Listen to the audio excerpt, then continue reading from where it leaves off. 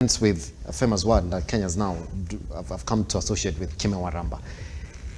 Prof is reading a message that majority of Kenyans might not have read in it, including the media. Do you support the same sentiment that indeed there is something to this? You know, I know there is something in this, but first of all, who gives Cherarkey this act of bravado that he can just spit out anything on social media in the name of, you know, his own political standings?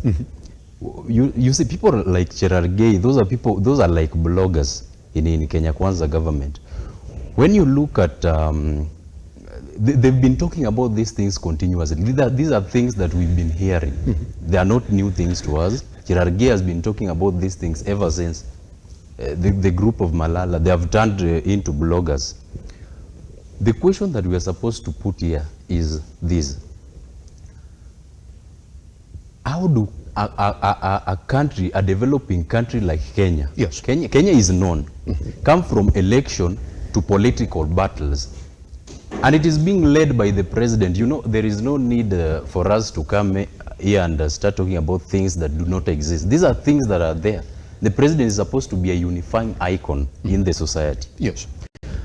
At the end of the day, he is the one who is leading this. The other day we saw armed militia torturing people in Nyanza, in Kisumu, in Nyalenda and the other areas. We saw this.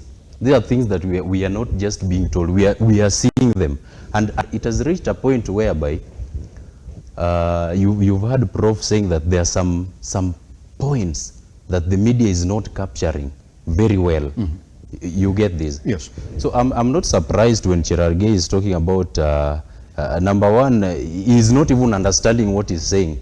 That guy is copy-pasting because we've got this information from the roots where they come from. Yes. He's copy-pasting this thing, he's putting them on media. Yes. If you would put Cherarkey with me here right now and you ask him exactly the same thing that he had tweeted earlier on and tell him to explain to you, he cannot explain. If simply would explain it the way it looks, it's just saying that they were scared because of the way that the police have reacted during these demos. We're talking about countless arrests, Simba. We're talking about guys who've been essentially pushed the wall not to go to the streets. Simba, yes, I have done statistics. I have a nationwide, my officials nationally, yes, I have done statistics. And yes, I will tell you, during the ongoing demonstrations, yes, statistics showed that out of the homicides that we experienced, yes, there were only a very small percentage that the police took part in. Those were armed militia, people who were, the other day we saw guns being imported from Uganda. These are things that people don't talk about, but we saw them there. They are there. Two of my constituents, right, I've lost two constituents in Makadara. When I was coming, I had to pass through the hospital and look at the damages. People are crying, people are grieving in pain. Yes. You cannot tell me that is the work of those are people who've been paid, they've been armed. But regardless that it was a winning strategy that has scared the Azimio coalition then from going to the street.